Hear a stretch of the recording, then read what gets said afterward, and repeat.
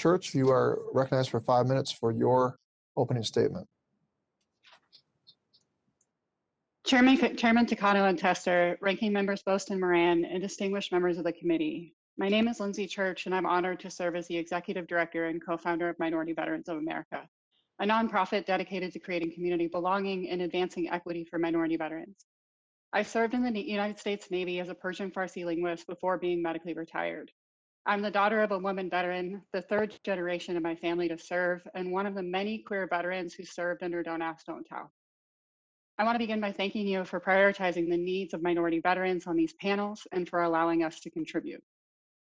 MVA began as a movement in 2017 because many in the community felt unsafe and unwelcome in traditional veteran spaces and in VA care.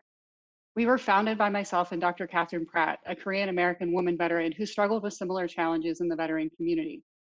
We bonded over a deep recognition that though we may not understand each other's lived experiences, we both understand what it felt like to hold marginalized identities as veterans and to feel ostracized by the community solely because of these identities.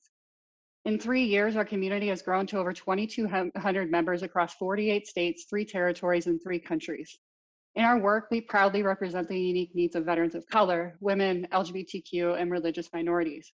Altogether, our membership accounts for tens of thousands of years of military service. I'm here today to testify from my own personal experiences, but also, and more importantly, to advocate on behalf of the millions of minority veterans whose needs and perspectives have only just begun to be heard by your committees. The priorities we submitted echo the experiences of many minority veterans who have been excluded from or underserved through existing frameworks, whether negligently or intentionally. In an era where our military is only growing increasingly more diverse, it is imperative that veteran services keep pace with these changes in order to better serve this generation of veterans and those who will soon join our ranks. As we look to the future of veteran services, we urge the committees to consider a mindset shift and to begin examining existing and potential systems and frameworks through a lens that centers and prioritizes the minority veteran. We have found a system where a system is designed to serve the most marginalized first, it will innately and more effectively serve those that experience more privilege. Within our written testimony, we highlighted several key areas that we are internally prioritizing and which we hope to work with your office to address. There are 3 key areas that I want to highlight this morning during these remarks. The first, addressing economic disparities. Minority veterans show up not with singular identities, but with intersecting and overlapping characteristics, the weight of which impacts and compounds many of the factors that we're proactively seeking to address.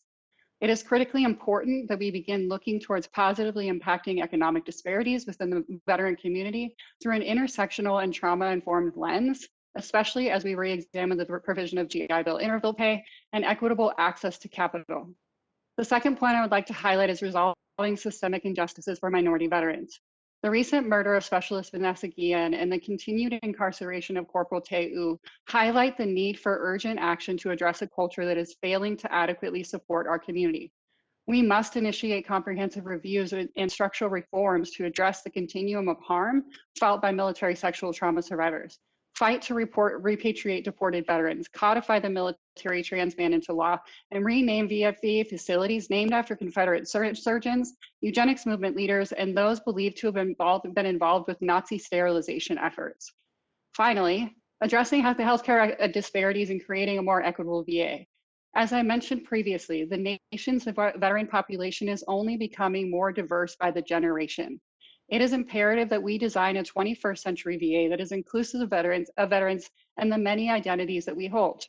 We can begin to build this department by adopting a gender inclusive motto, ending the ban on gender affirmation surgery and abortion-related counseling and services, and expanding IVF and surrogacy program offerings to empower millions of minority veterans to begin family planning in the ways that make sense for them. We're at a moment, and we're at a moment in time where the VA and these committees have a real opportunity to regain the trust and confidence of minority veteran communities that have historically been excluded. We must take advantage of it, and we must begin looking towards development of programs and systems that were specifically designed to support our nation's most vulnerable veteran populations.